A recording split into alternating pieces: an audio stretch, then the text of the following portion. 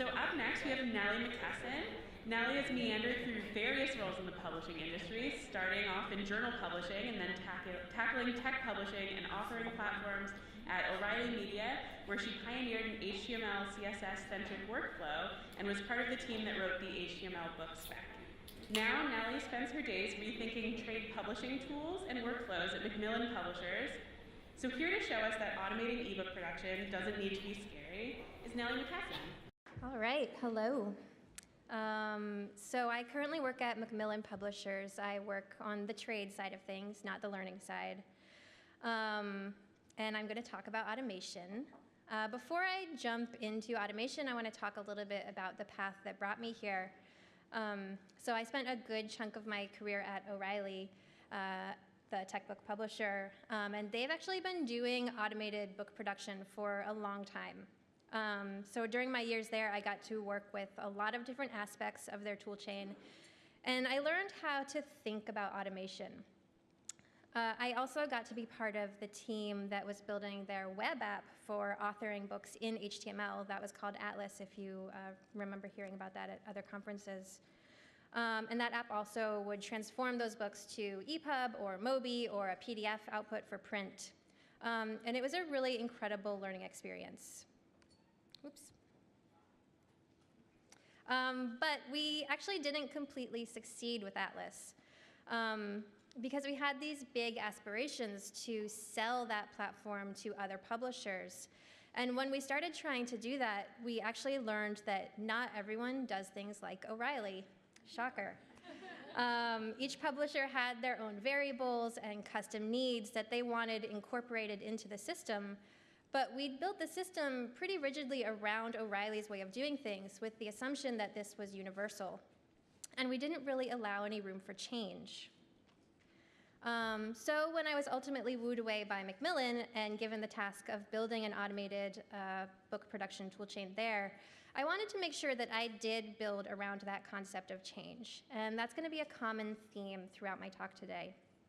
I know everyone here has different skill levels and different levels of familiarity with automation. So I'm going to dip in and out of some of the technical specifics, but I'm going to also try to keep it fairly generic and not turn this into a coding class. But I'm also always happy to talk about coding and get into the techie stuff with you later. All right, so what is automation? When I say an automated toolchain, I mean some conglomeration of scripts that can take some sort of input file and without any human intervention, transform that into whatever output file format that we need. These days, that's EPUB. These kinds of tools let you make books quickly without spending a lot of money on conversion costs. And let's be real, money is very important, especially for big publishers. So at Macmillan, automating book production was a pretty foreign concept when I started. Their standard workflow was what I call the traditional workflow. So you get a Microsoft Word file from the author, and you do all your editing and proofreading and stuff in Word, and then you flow that Word file into InDesign, and then after the print layout phase, you then export from InDesign to an EPUB file. And for the most part, all of that work was actually done by outside vendors. In fact, there was no ebook creation department at Macmillan at all. And any of those non-Microsoft Word tasks, so all of the InDesign layout and the EPUB creation, that was all handled by vendors who, of course, were charging us. So for the new toolchain, I wasn't beholden to any of that existing process.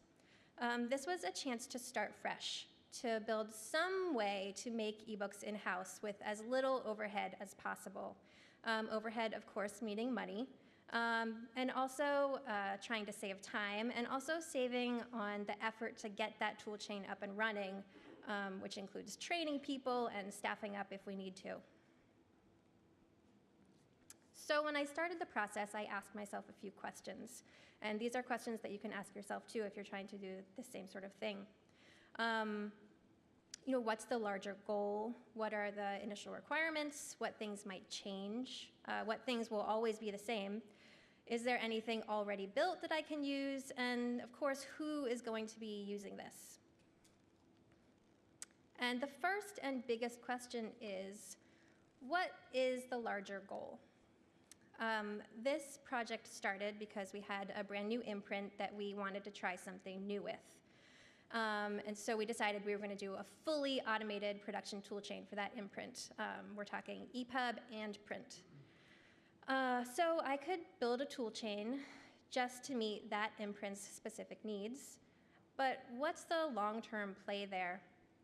Because what about the next new imprint that comes along who also wants to do automated ebook production, but they have different requirements for their files or different transformations that they need to do? And then what about when we decide to move more and more of our ebook production in-house? Because I'm pretty positive that that's going to happen. So I reframed that directive just to build an automated ebook production tool for anyone that can scale however we need it to. Because the thing about trade books is that they can all be very different. You've got cookbooks, you've got nonfiction books with sidebars and boxes, you've got plain fiction, you've got collections of short stories, and so on. So building for these unknown use cases definitely introduces more variables into the development process. But if we do it right, it sets us up to be more flexible so we can handle whatever the future throws at us. And right now, I'm just sort of getting you guys used to the idea of building around change, which we're going to dive into deeper later. All right, so let's talk about the requirements. What are the basic elements of an automated toolchain? At the most basic level, you've got an input file, you've got an output file, and you've got some magic in between. The magic usually is some sort of scripts to do some sort of content transformation. So we knew right now the output file is going to be EPUB. But again, that could change someday. You know, we just heard in Ben's talk about this portable web format. There's lots of people doing development in the digital reading space. So we didn't want to hard code our toolchain just to EPUB. And again, I'll dive into that later, but let's remember right now that the plan is to avoid lock-in. We want to add some flexibility so that we can scale to different output formats if we need to. So what's the input file right now? In a typical automated toolchain, you want your input file to be some kind of markup. XML, which is the classic way of marking up pretty much anything. HTML, which is the markup language used for the web and ebooks, or something along those lines. Back when I was working at O'Reilly, we actually had authors writing in markup languages directly, and production editors would do all of their manuscript work in those markup files. There was no way I could do that at Macmillan, at least not quickly. It's a much larger company. There's much less technologically advanced staff and authors. So the overhead of either teaching people about markup or trying to build some kind of markup-based authoring tool was just a non-starter right now. In fact, in order to get this toolchain rolled out in any kind of timely manner, we had to stick with Microsoft Word, at least for our users. So Word was going to be that initial input file. But that doesn't mean that we can't add a step somewhere to convert to markup, because again, I did not want to get locked into Word in case we had authors working in other text editors or Word ever makes some changes, which they do frequently. So at some point, I wanted to find a way to make that input file more flexible as well. All right, so this is as good a time as any to ask our second question, which is what might change? Change is inevitable, so I always try to build with that in mind. This is a really popular philosophy in software architecture. It's not something that I just came up with to design for volatility. So instead of trying to think of every possible variation and hard coding all of those unique handlings into your tool, you want to try to build around those possible points of change and build walls around those so that you can swap out those changed elements or add extra handling as needed, instead of trying to anticipate everything. So instead of building around super rigid expectations, you want to build something that can stretch or plug in new pieces like Legos. So with my automated ebook toolchain, I knew right off the bat that a few things might change. We know the content will definitely change because I'm trying to accommodate all of these different kinds of books. So naturally, that means that the required content transformations will probably also change. The input format could change because, as I just said, I want to specifically make sure that we're not locking ourselves into Word. And the output format could change. Also, as I just said, we don't want to lock into EPUB. So really, a lot can change. And that sounds super overwhelming. If there's a possibility that so much can change, how do you even automate? Because consistency and predictability are the fundamental requirements for automation. It's like what Micah was talking about this morning. You want to design for machines, and the computer needs to know what exactly it's looking at so that it can decide what to do with it. So where is the consistency that we're automating around? Well, we can introduce consistency in a few places. The first place we can introduce consistency is in the input files. When I started at Macmillan, they were actually already using a fairly consistent set of tags for semantically marking up their documents. They did something like this, where they'd actually write a little code in brackets at the beginning of each paragraph that was in line with the actual text in Word, to denote whether it was like a title, or this is the author byline, or this is just plain text, or whatever. The content of the books was always different, but they still always used that same set of tags to mark things up. There were about 400 tags, but they were consistent. And as we've mentioned, they were doing all of this in Microsoft Word. The thing about Microsoft Word is that their docx format is actually XML markup underneath. It's a very special kind of XML that was developed just for Microsoft Word, with tags to store all the different things that could possibly be in Word. So, for example, they have tags to store comments, and different tags to store any autocorrect changes that they make, and different tags to store footnotes and endnotes and the text. And it has all of these tags because Word wants to keep track of everything, so it can know exactly what everything is. That's why it works as well as it does, and also why it's such a pain to work with. It can handle everything, and it encodes everything. So because docx is XML, and pretty consistent XML at that, we can absolutely write scripts to work with it.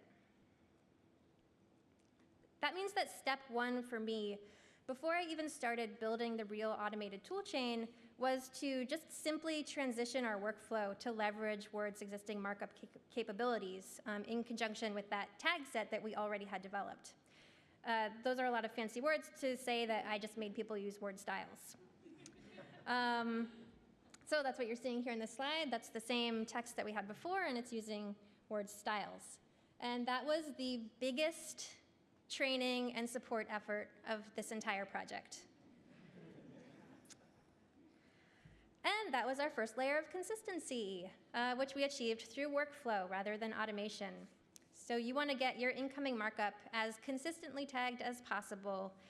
And the skill level required to do this is actually generally lower than the skill level required to export a full EPUB file, which means that even if we ended up outsourcing this workflow piece, it was still going to be substantially less expensive than outsourcing that full EPUB creation. And ultimately, we will probably automate that piece someday as well. But you don't always need to automate everything right away. Sometimes it's just more cost-effective and time-effective to solve parts of the problem through workflow. And this was one of those times, at least for now. And we actually did the same thing at O'Reilly. When authors wrote in Word, we would actually send that out and have it tagged before we did all of our automated cool things with it. All right, so we've got our consistently marked up Microsoft Word files. So now what? At this point, I kind of worked backwards a little bit. So let's take a look at that output format process. We know right now that our output format is going to be EPUB. And we're going to have all kinds of different books coming through the pipeline, all of them using different kinds of content and potentially needing different handling. But we don't want to create a new EPUB transformation process for every file. That's essentially what you're doing when you set up a file for export from InDesign. You're specifying all the new instructions just for that file to get it into EPUB. So let's just build one set of those EPUB transformation instructions with really clear requirements about how the content needs to be tagged in order to successfully be transformed. And then we'll deal with making the content actually meet those requirements in another step before it actually gets to the final EPUB transformation. And this is another place where we're building in some consistency.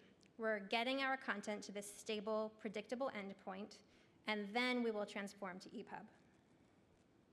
And this is another place where I ask myself one of those questions.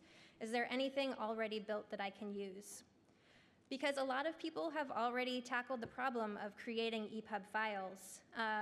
They definitely haven't exactly created a tool to perfectly transform my incoming Word files to an EPUB, but that's okay, because I don't need a tool that can do everything I need to do right out of the box. I'm trying to just shrink the unknowns and build this one step at a time. So if I can find some kind of tool that I can plug in here that already has a set of rules developed for how that incoming content needs to look, then I have a really clear target to build towards. So ideally, I want a tool that can take some kind of markup and convert it to an EPUB. Again, it does not need to accept Microsoft Word because we can deal with reshaping that Word file however we need to once we know what we're targeting. And I'm being pretty loose here with the requirements, saying some kind of markup. But the truth is, I knew from the beginning that I wanted our markup language to be HTML. HTML is a type of XML, which means it can be just as predictable and scriptable as long as you adhere to some standards. It's the language of the web, which means it's ubiquitous, and there are lots of people out there making tools and writing scripts to do interesting things with HTML. It's the heart of EPUB, of course. And you can also couple it with CSS's paged media spec to create print layouts. So basically, it's flexible, it's well known, and that means we can move quickly and adapt it to our changing needs. But we can't just use any HTML. Because HTML is so flexible, there are a lot of right ways to mark up HTML content. They're all completely valid and completely different. So we don't want to rewrite our transformations for every HTML file again. So instead, we need to decide on some kind of standard way to mark up our HTML files, to build in that consistency that we need for automation. So we need to either come up with the standard of our own or use an existing one. A standard is just a set of rules for how to mark up book content in HTML. It requires you to use certain tags and attributes to denote different parts of your document. And I chose to go with O'Reilly's HTML book, which is both a standard and a tool set.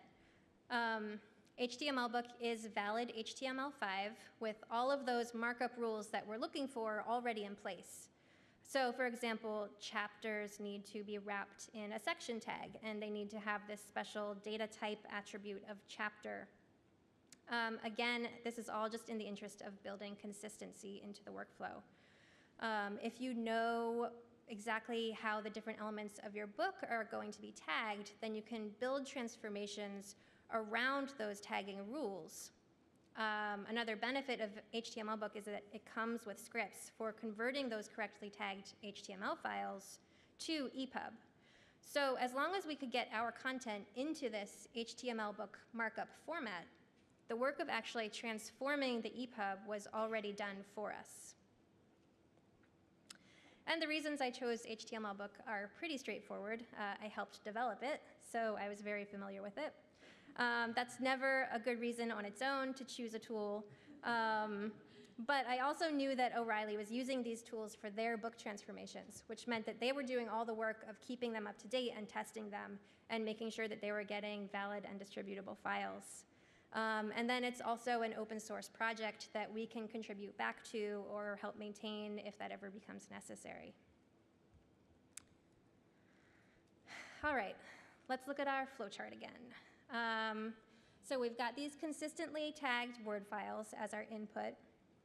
And we're now using HTML book to create our EPUB output, which means we're adding this extra endpoint in between the EPUB conversion. So we now just need to get from Word to this HTML book special HTML file. We could totally have written some scripts just to transform Word's XML directly to EPUB. We could have taken that XML, written some scripts to transform it to those EPUB HTML files, add the CSS, package the EPUB, and so on, and just had a one-step toolchain. But hard-coding all of our transformations to work with this very specific flavor of XML, Word's XML, means that if we ever needed to move away from Word, we would have to start from scratch. The way these transformation scripts work is that they are written specifically for whatever markup language they're converting.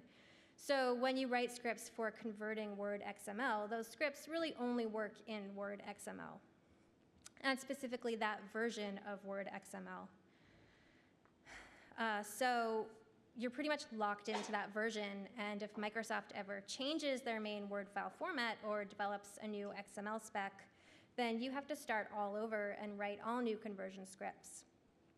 And the same concept is also true for EPUB. If we ever wanted to move away from EPUB, we'd also have to write an entirely new toolchain to do that if we had just a single step Word to EPUB toolchain. So by adding that HTML book endpoint, we're actually setting ourselves up to be able to transform to any potential output format. Remember that just because we're using HTML book's EPUB transformation scripts, that doesn't mean that HTML book and EPUB have to always go hand in hand. Ultimately, HTML book files are just highly standardized HTML5 markup. And the transformation scripts are just an added bonus that we can choose to use or not as needed.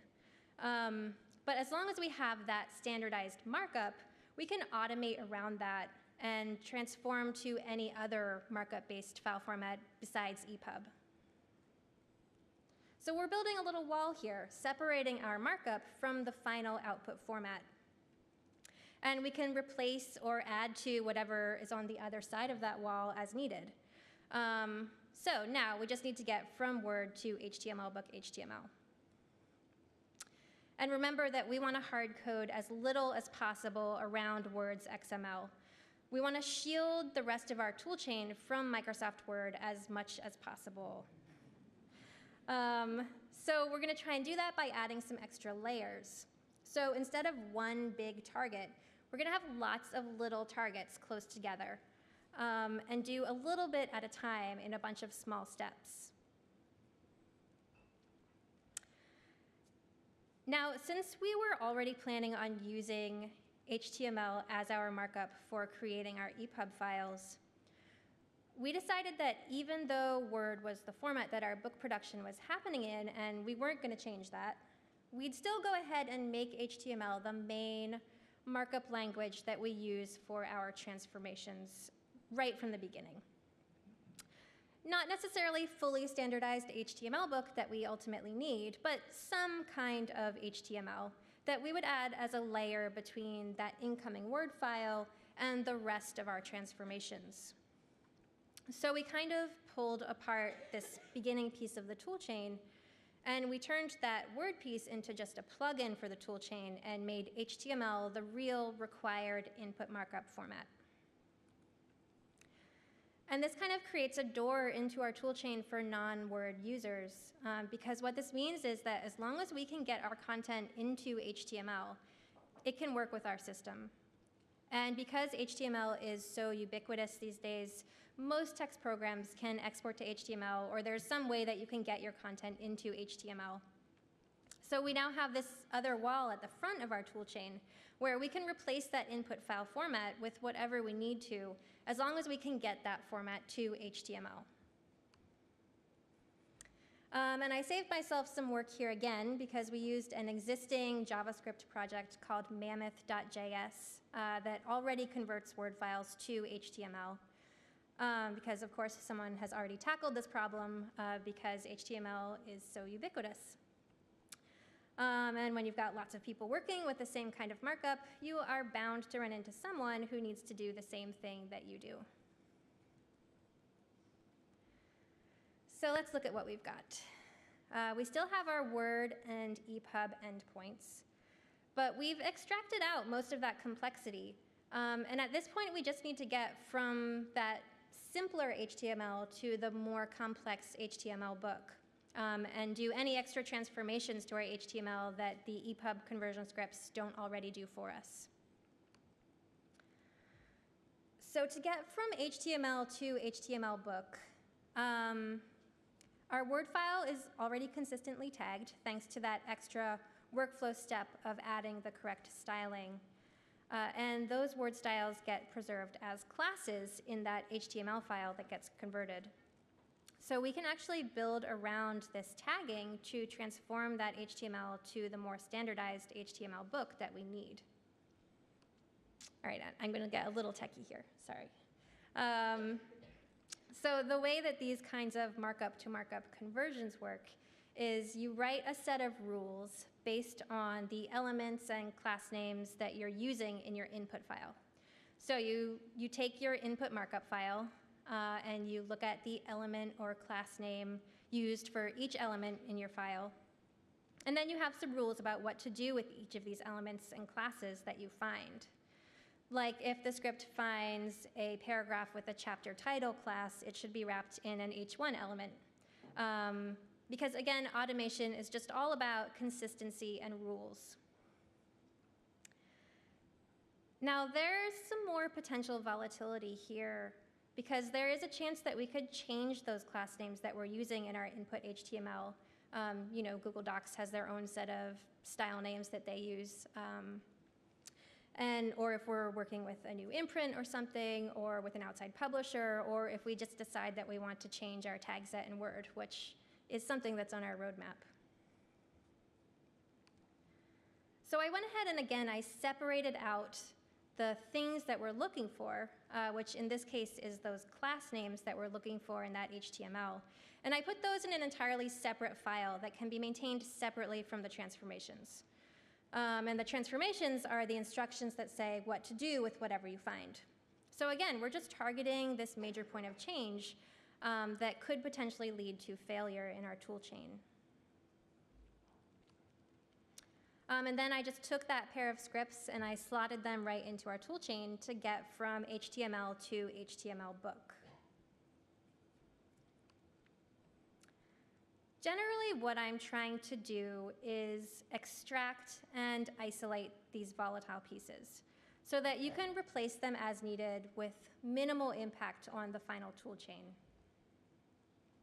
We've done that in at least 3 places so far.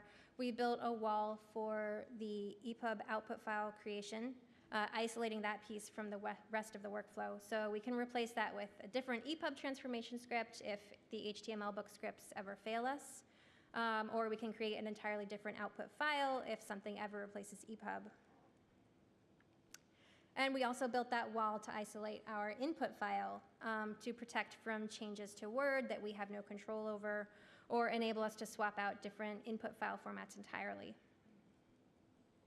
And then we built that other wall that we just talked about to isolate the process of reformatting our incoming markup so it meets the HTML book spec in the event that our incoming markup ever does change. And you can just keep isolating and extracting ad infinitum to a pretty granular level. So at this point, it just becomes a question of when is it more worthwhile to hard code something into the main block of code rather than just make it its own process. And these are just judgment calls that you have to make throughout development and maintenance. And sometimes you make the wrong call, and you end up having to pull out some piece of your code later and refactor it into a standalone service because you realized it's actually more volatile than you anticipated. But if you set up your toolchain modularly the way we have with all of these little pieces hooked together, then you can actually pull things out and plug new things in as needed, and those kinds of revisions won't be crippling updates. We've already done that several times in our own code, and because of the general structure of our toolchain, we can make those kinds of updates without damaging the integrity of the rest of the chain. So similarly, with a modular toolchain, you can add extra steps as needed.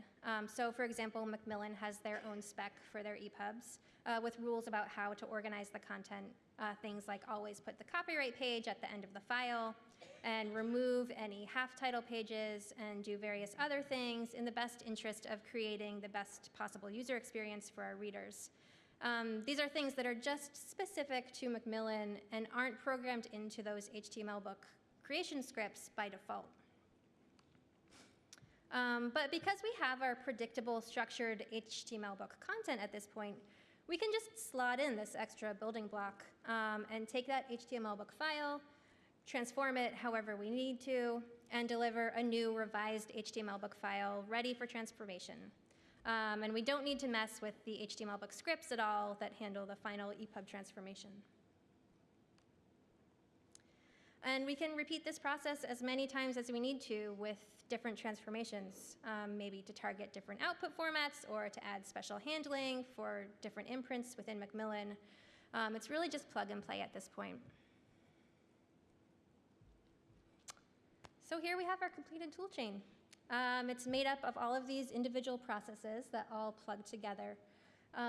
So you're taking your Word input file, and you're using this mammoth.js conversion script to convert it to HTML. And then you're taking that HTML and you're converting it to HTML book with our sort of two-piece script that we made. And then we're doing some extra content transformations to that HTML book file to make it meet Macmillan's special spec for their EPUB files. And then we're taking that final HTML book file and we're running it through these HTML book scripts that just came out of the box, and we're converting to EPUB. And then we just chain it all together with some other scripts that just handle taking those files and passing them through each of those waypoints. So for the techie people, both of the transformations from Word to HTML and then from HTML to HTML book are JavaScript. We maintain that separate list of class names in a JSON file. The transformations that we wrote for the custom Macmillan stuff is also JavaScript. That's stuff that we wrote in-house. And then the HTML book transformation scripts are XSL, which is just the standard language for transforming XML. And of course, HTML is XML. We use this library called node.js, which lets us run JavaScripts on the server instead of needing to go through a website. I know a lot of people, when they think JavaScript, they think only on the web. But with Node, we can just run those things sort of in the background, and we don't need to deal with passing it through the web. And then we're chaining it all together with Ruby. Ruby is what takes the files and carries it through the process. And that's just an open source programming language like Python. You can run this kind of toolchain with anything that can run scripts. Some CMS systems can be programmed to run custom scripts. Back when I worked at O'Reilly, we actually had the production staff running transformation scripts from the command line. Again, not possible at Macmillan. So for our initial rollout, I just tied the toolchain to our file system. So when users save a new file in a shared folder, we have a special program that's watching that folder for changes, and that triggers our scripts to run, and then it just spits out the output files in another folder. We've been using it for I don't know, a year or two now? I've lost track of time. But it's been working pretty well, and the overhead for getting staff up and running using it has been minimal. So I am going to point out a few things that we did not do, at least not right away. The first thing that we did not do is build a design tool for doing custom design for every EPUB file. So the toolchain actually can accept custom design files for every EPUB file in a CSS file. But the overhead of creating and rolling out some kind of tool for our designers so that they can create those designs was just a whole other obstacle. So instead, we just went with a templated design for all of the files that come through the toolchain. And we'd solve the design workflow side of things later. And because of the modular way that our toolchain is built, we can just plug in that new design tool or process whenever the time comes that we're ready to tackle it. The other thing we did not solve is corrections.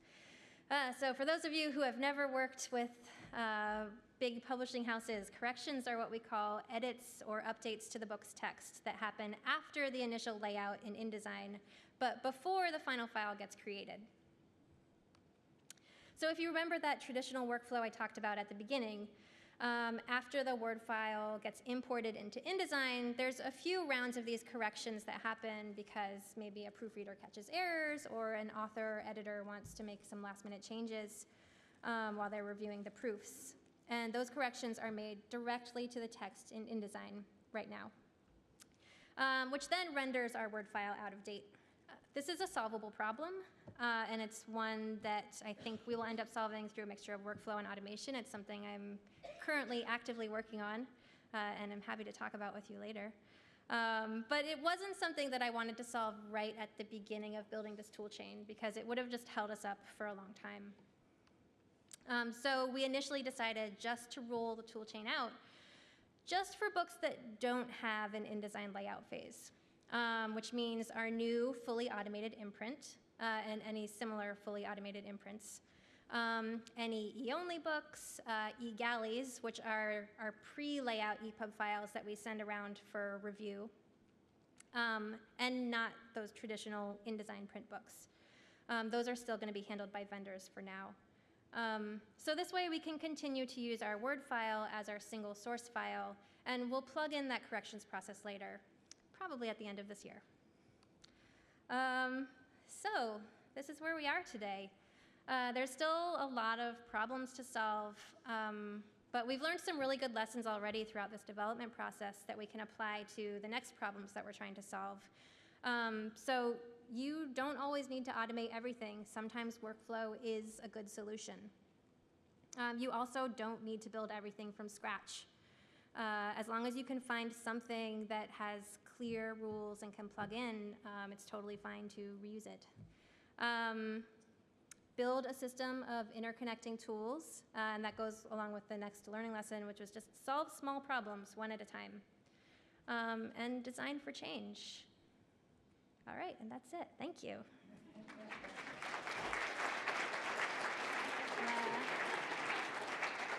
I think we have some time for questions if anyone has any questions. Otherwise, we can. Her name is Cool Runnings. She's the best.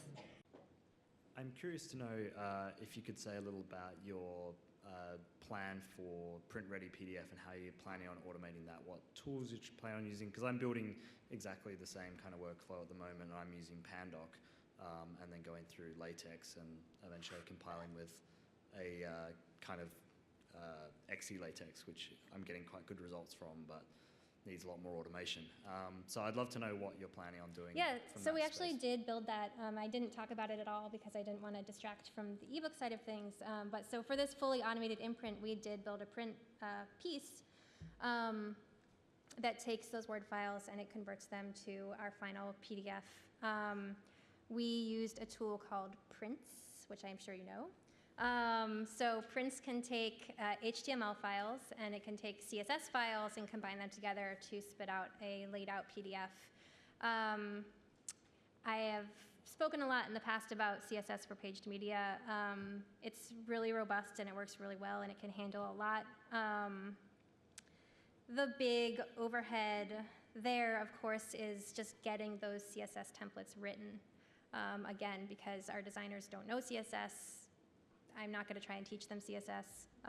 So pretty much we have to build some kind of GUI interface to let designers put together these template files. So right now for our current imprint that uses the PDF workflow, we have one templated design, and we did build in handling for one-off designs for books, and we will occasionally help people do some custom design stuff, but I'm on a 3-person team, so we have to really limit our investment there. But that's actually, we're going to be trying to scale that up more and more later. There are some major roadblocks. One of the big ones is just having control over the final pagination and like the page breaks and stuff that come out in your print file. No one's really solved that yet, as far as I know. I don't think Dave has. Maybe he has. I know he's thinking about it. He's making a face. All right. Well, there are some tricky things to get like fully automated print production. As far as I know right now, there's still a fair amount of manual noodling that you have to do if you want to get your page breaks perfect. But it can be done. I mean, you can totally do it and do that manual noodling. It just takes some time, and it's actually harder than just throwing it in InDesign and tweaking your page boxes and pressing export. So right now, we're still doing InDesign, but we're thinking a lot about it. So not to bring up InDesign again, but I was involved in creating a CMS workflow, and our major pain point was the cycle of proofreading corrections. And a lot of the feedback we got from editors and authors was that they couldn't really see their book unless it was in print form. So I'm curious, it sounds like you're trying to accommodate proofreading corrections in the InDesign phase. Is that because you want to accommodate that, or you were told to accommodate that? Oh, that's a great question. Man, I don't know if I've even thought that much about that problem. I mean, so from a purely managing my own stress standpoint, I want to handle that because I don't want to deal with everyone griping at me. I mean,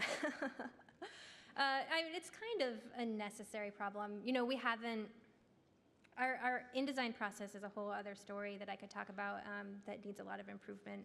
And we're not anywhere near a real smooth automated InDesign process. That's another project that I'm currently working on. But I guess, I don't know, corrections are necessary for sure. If I can find a way to make them in Word and keep Word as our single source file, I would love to do that. You know, I have some pipe dreams about, you know, maybe we can use some sort of XML, pass through XML from Word to InDesign, so that we can just sort of constantly be re-importing the file, but then again, you run into the reflow issue. So yeah, these are all the questions that I'm sort of working through right now, and I have some ideas, a few ideas bobbing around. One of them is trying to do something with a mixture of workflow and automation, but I'm not totally at a solution yet. But if you have ideas, I would love to hear them. And yeah. I'll just be really loud.